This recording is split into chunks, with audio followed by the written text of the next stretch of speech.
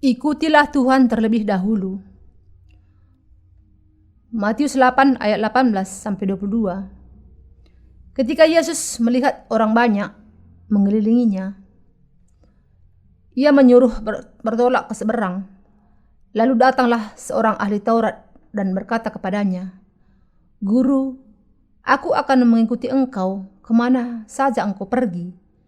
Yesus berkata kepadanya, "Serigala mempunyai liang dan burung mempunyai sarang, tetapi anak manusia tidak mempunyai tempat untuk meletakkan kepalanya." Seorang lain, yaitu salah seorang muridnya, berkata kepadanya, "Tuhan, izinkanlah aku pergi dahulu menguburkan ayahku." Tetapi Yesus berkata kepadanya, "Ikutlah aku dan biarlah orang-orang mati menguburkan orang-orang mati mereka." Ada tertulis di sini, lalu datanglah seorang ahli Taurat dan berkata kepadanya, "Guru, aku akan mengikuti engkau kemana saja engkau pergi." Yesus kemudian mengatakan kepada ahli Taurat itu, "Serigala mempunyai liang dan burung mempunyai sarang, tetapi anak manusia tidak mempunyai tempat untuk meletakkan kepalanya." Orang ini disebut sebagai ahli Taurat dalam pandangan duniawi, merupakan sebuah jabatan dinas yang tinggi. Orang dari jabatan yang tinggi ini memilih untuk mengikut Yesus dan mengatakan kepadanya, "Guru, aku akan mengikut engkau kemana saja engkau pergi." Orang ini memiliki penghormatan yang sangat besar kepada Yesus, dan ia sungguh-sungguh mau mengikuti dia. Ia pasti sungguh-sungguh sudah memahami siapa Yesus ini, dan ia juga pasti sudah yakin bahwa tidak ada orang lain di dunia ini yang lebih hebat dibandingkan dengan Yesus. Tetapi Yesus mengatakan kepadanya, "Serigala mempunyai liang dan burung mempunyai sarang. Anak manusia tidak mempunyai tempat untuk meletakkan kepalanya." Mendengar hal ini, kemungkinan ahli Taurat itu langsung mundur. Meskipun ia menghargai Yesus sebagai manusia, ia langsung menyerah ketika merasakan bahwa ia tidak akan mendapatkan keuntungan apapun dari Yesus. Ahli Taurat ini mengharapkan bahwa ia bisa mendapatkan suatu keuntungan dari dia sebagai salah satu muridnya, meskipun pada awalnya ia memang mau mengikuti Yesus karena rasa hormat kepadanya. Tetapi Yesus mengatakan kepadanya bahwa anak manusia tidak mempunyai tempat untuk meletakkan kepalanya. Mendengar hal ini, bahwa Yesus sama sekali tidak memiliki satu bidang tanah pun, dan juga tidak memiliki rumah atau memiliki apapun di dunia ini. Kemudian ahli Taurat itu menyerah dan berhenti. Ketika salah seorang murid Yesus mengatakan, "Tuhan, izinkanlah aku pergi dahulu menguburkan ayahku." Yesus mengatakan kepadanya, "Ikutlah aku dan biarlah orang-orang mati menguburkan orang-orang mati mereka." Seorang murid adalah seorang yang mengikuti gurunya. Ketika berkaitan dengan mengikuti Yesus bagi kita, apa yang dikatakan Yesus di sini cukup mengejutkan.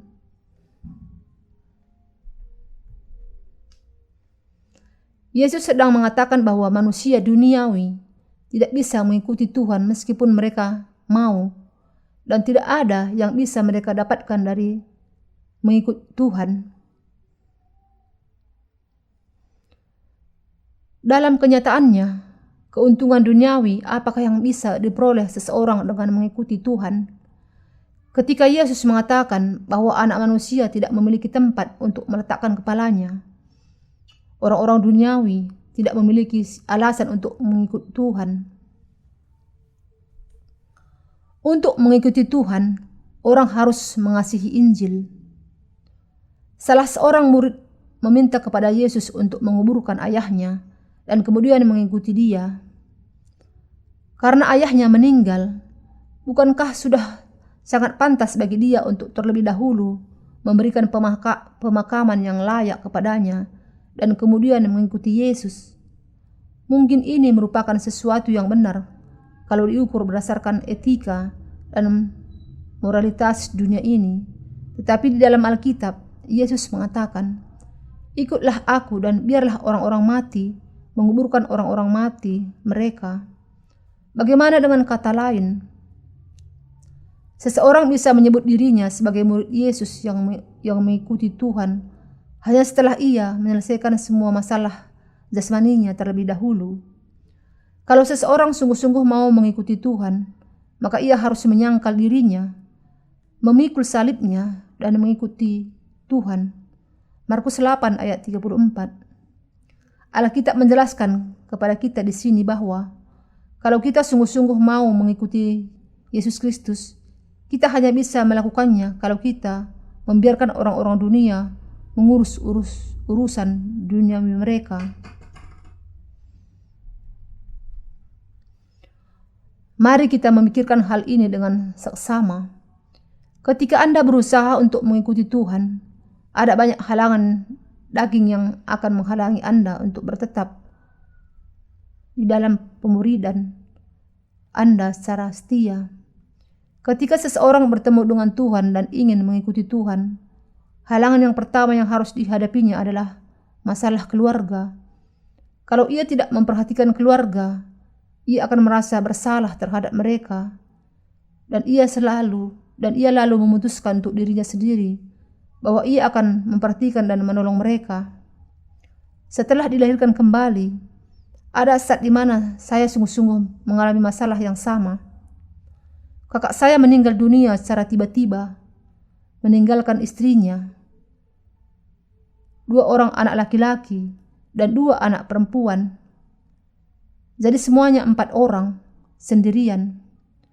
Saya sangat mengasihi dan mau memperhatikan keponakan-keponakan saya itu sejak mereka masih bayi. Tetapi titik balik yang besar terjadi bahwa ketika kakak saya baru saja meninggal dunia, lalu saya dilahirkan kembali, saya kemudian memiliki rasa panggilan tugas untuk orang-orang yang masih terhilang, dan saya juga memiliki kerinduan yang kuat untuk mengikuti Tuhan. Hati saya sangat ingin memberitakan Injil, bahkan meski hanya untuk 1 orang saja, dan menolong dia untuk menerima pengampunan dosa. Tetapi ada sesuatu yang menahan saya untuk melakukannya. Mengenai para keponakan saya merasa bahwa saya harus mencari uang untuk merawat mereka.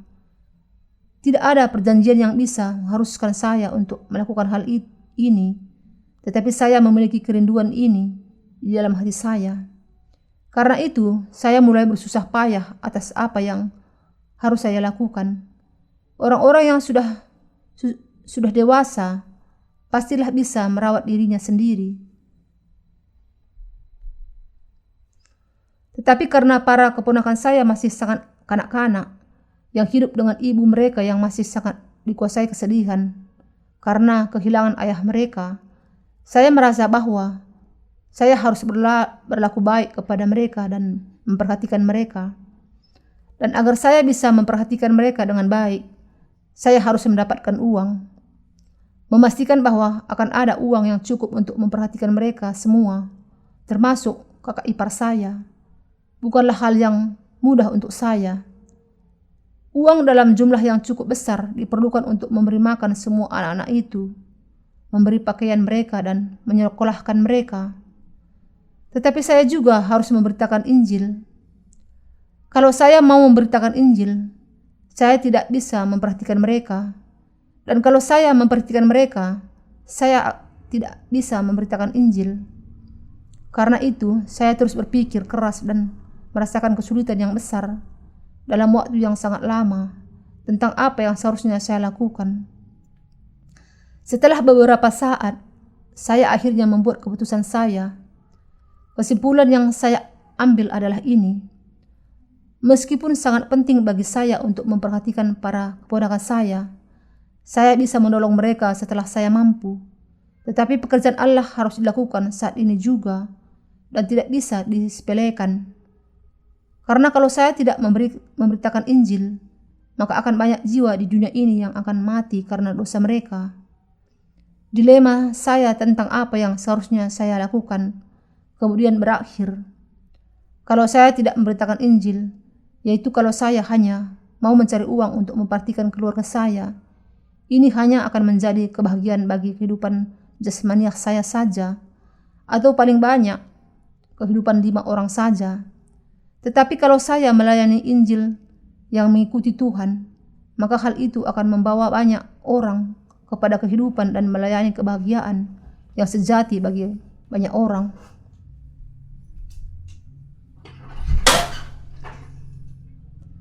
Karena itu, setelah pertimbangan yang sama, saya sampai kepada kesimpulan akhir saya dan mengatakan, saya merasa sangat menyesal tentang para keponakan saya. Tetapi saya tidak bisa melakukan hal itu. Ini bukan karena saya tidak mengasihi mereka. Saya sungguh-sungguh mengasihi mereka, tetapi memang hanya sedikit yang bisa saya lakukan. Saya hanya berharap bahwa mereka akan berjuang keras dan menyelesaikan kesulitan mereka, dan kemudian Allah akan memberkati mereka. Saya kemudian berdiri dan mengikuti Tuhan. Banyak hal yang terjadi kepada kita ketika kita hidup di dunia ini. Setelah dilahirkan kembali, berapa banyak kali kita bertanya, bolehkah saya menguburkan ayah saya terlebih dahulu? Meskipun kita sudah dilahirkan kembali dengan percaya kepada Yesus, bukankah banyak sekali hal kedagingan yang ingin kita lakukan? Berapa banyak orang yang harus kita perhatikan? Para murid dalam bagian ini mengatakan, izinkanlah aku pergi untuk menguburkan ayahku terlebih dahulu. Tetapi kalau ia harus mengurus terlebih dahulu urusan dagingnya sendiri, lalu kapan ia akan mendapatkan waktu untuk melakukan karya Allah? Kapankah kita akan memiliki waktu yang cukup?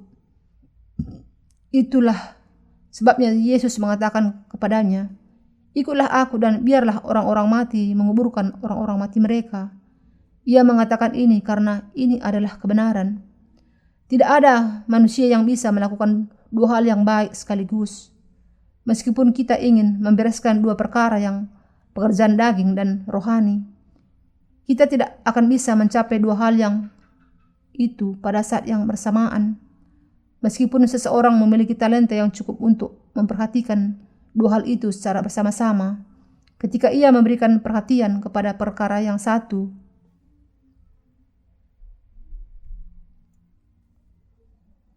maka ia akan menjadi tidak setia terhadap pekerjaan yang satunya.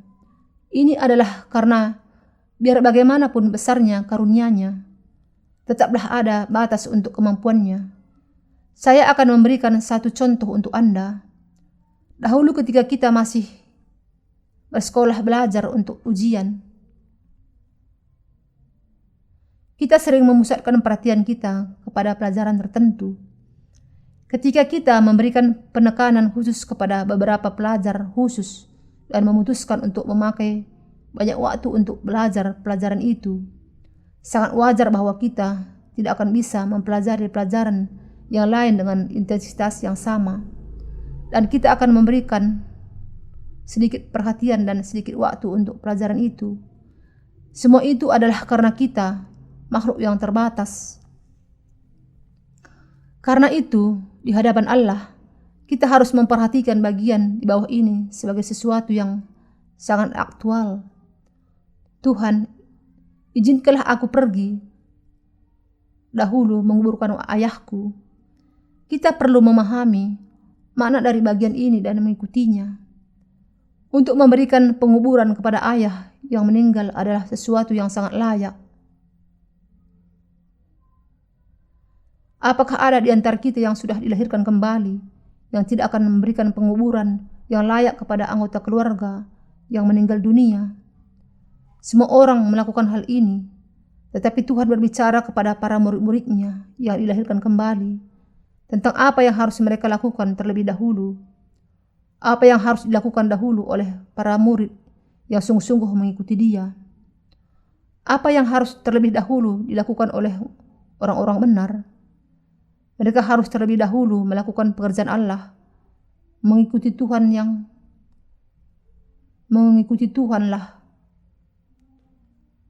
mengikuti Tuhan, melayani Injil, melakukan apa yang Tuhan kehendaki untuk mereka lakukan, dan dituntun kemanapun Ia membawa mereka.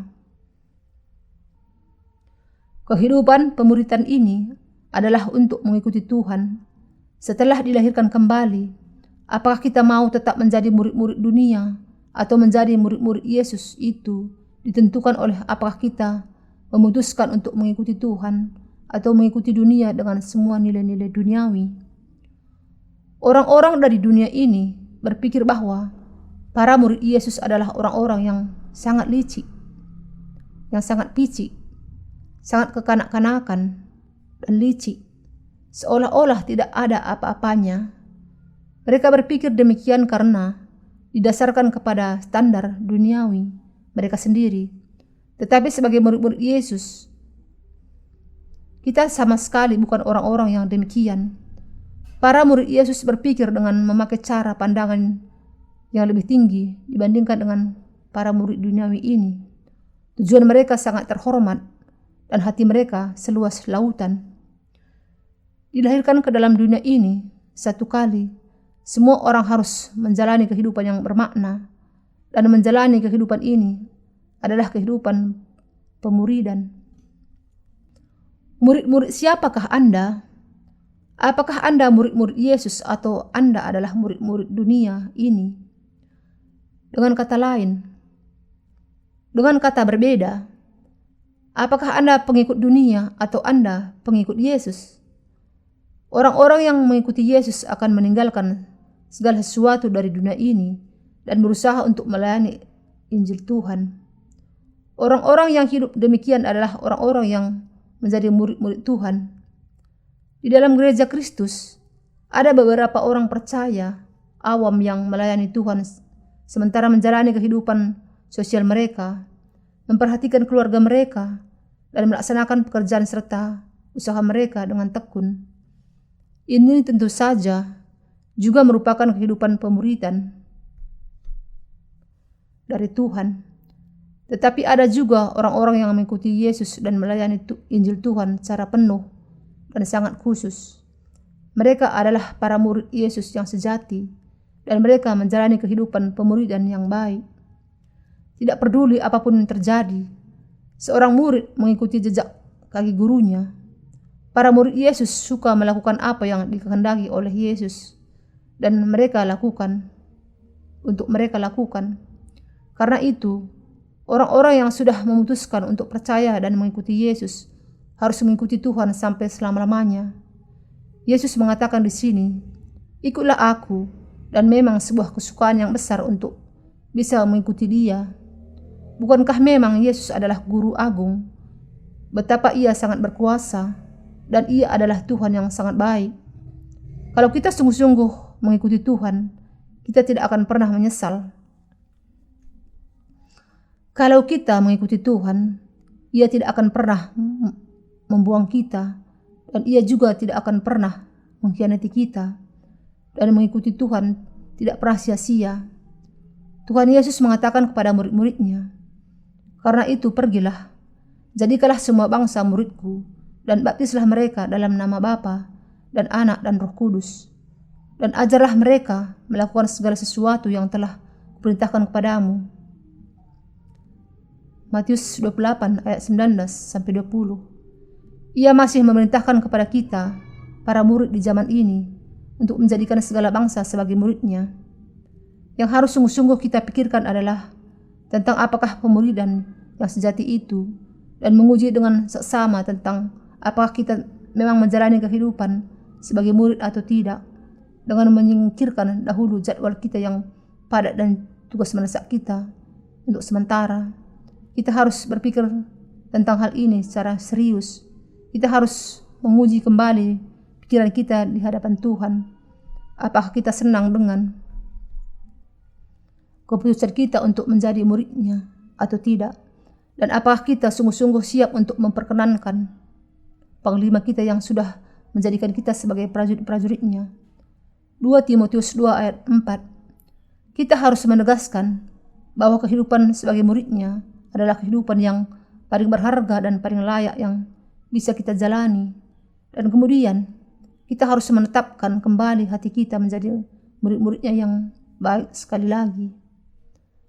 Saudara seiman yang terkasih, ahli Taurat itu mau mengikuti Tuhan, tetapi ia tidak sanggup melakukannya. Ia tidak berhasil karena Tuhan sudah mengatakan kepadanya bahwa tidak ada keuntungan apapun yang akan diperolehnya dengan mengikuti dia. Ia mengatakan, "Aku tidak memiliki apapun, tetapi jika engkau masih mau mengikuti aku, ikutlah aku. Aku tidak memiliki harta benda di dunia ini, tetapi sebenarnya aku adalah yang terbesar di dalam kerajaan surga. Tuhan atas bala tentara dan raja segala raja, tetapi aku tidak memiliki apapun di dunia ini. Serigala memiliki lubang dan burung memiliki sarang, tetapi aku tidak memiliki tempat untuk meletakkan kepalaku. Jadi kalau aku mau bahwa engkau mengikuti aku dengan berdasar kepada hawa nafsumu sendiri, engkau harus sungguh-sungguh memahami bahwa engkau tidak akan mendapat keuntungan apapun dari dunia ini. Kalau engkau mau mengikuti aku, meskipun sudah memahami hal ini, ikutlah aku." Tetapi kepada para muridnya, Yesus mengatakan, "Ikutlah aku, biarlah orang-orang mati menguburkan orang-orang mati mereka, dan ikutlah aku." Siapakah orang-orang mati di sini? Apakah mereka orang-orang yang belum dilahirkan kembali? Mereka adalah orang-orang yang tidak mau percaya kepada Yesus dan Injil sejatinya, Injil air dan roh. Dunia ini mungkin penuh dengan halangan dan mungkin sulit bagi kita untuk mengikuti Tuhan. Tetapi sepanjang kehidupan Anda, ingatlah apa yang dikatakan Tuhan di sini. "Ikutlah aku." Adalah pengharapan dan doa saya bahwa Anda akan senantiasa ingat di dalam hati Anda bahwa Tuhan sudah memerintahkan agar Anda mengikuti Dia dan bahwa Anda memang akan melakukan hal itu.